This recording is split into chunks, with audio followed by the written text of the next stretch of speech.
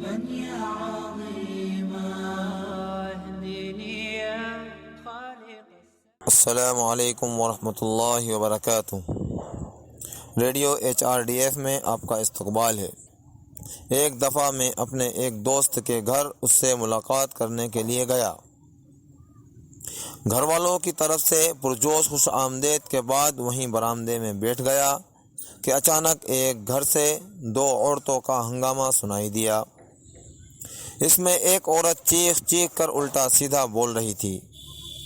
جب میں نے اس طرف تھوڑی توجہ دی تو میرا دوست کہنے لگا، یہ لڑنا جھگڑنا اب تو روزانہ کا معمول بن گیا ہے۔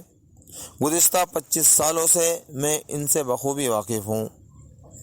ایک دیندار خاندان ہے، سارے پڑوسی ان کے لیے نیک خیالات رکھتے ہیں۔ بڑے بیٹے کی شادی کو ابھی 1 مہینہ ہی ہوا ہے، بیوی تھوڑی ماڈرن خیال کی ہے۔ اس کے آتے ہی گھر کا ماحول تبدیل ہو گیا۔ فی الحال اس گھر میں دو باورچی خانہ ہے۔ بہو اس ہر دھرمی پر اڑی ہے کہ ساس کا بنایا ہوا کھانا وہ نہیں کھائے گی، اس لیے اس کا اور اس کے شوہر کا کھانا پکانے اور کھانے کی جگہ تبدیل ہو۔ ان کے لیے ایک نئے گھر کی تعمیر چل رہی ہے، جلد ہی بہو بیٹا اس گھر میں شفٹ ہو جائیں گے، ایسی باتیں سننے میں آ رہی ہے۔ یہ واقعہ ہمارے معاشرے کی ایک حقیقت کی طرف اشارہ کرتا ہے۔ کچھ لڑکیاں ایسے گھر میں جہاں باہمی پیار و محبت کی روانی ہوتی ہے بہو بن کر آتی ہے اور 1 ہفتہ کے اندر اس گھر میں موجود لوگوں کو توڑ کر رکھ دیتی ہے۔ شوہر کو صرف اپنا بنانے کے لیے شوہر کو جننے والی اور پالنے والی ماں کو ذلت آمیز القاب سے پکارنے میں کوئی شرم و حیا محسوس نہیں کرتی۔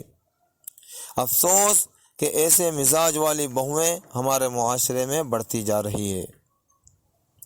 ماں کے لخت جگر کو چھین کر لے جانے والی بہو حقیقت میں انسانیت کے لیے ہی ایک لعنت ہے۔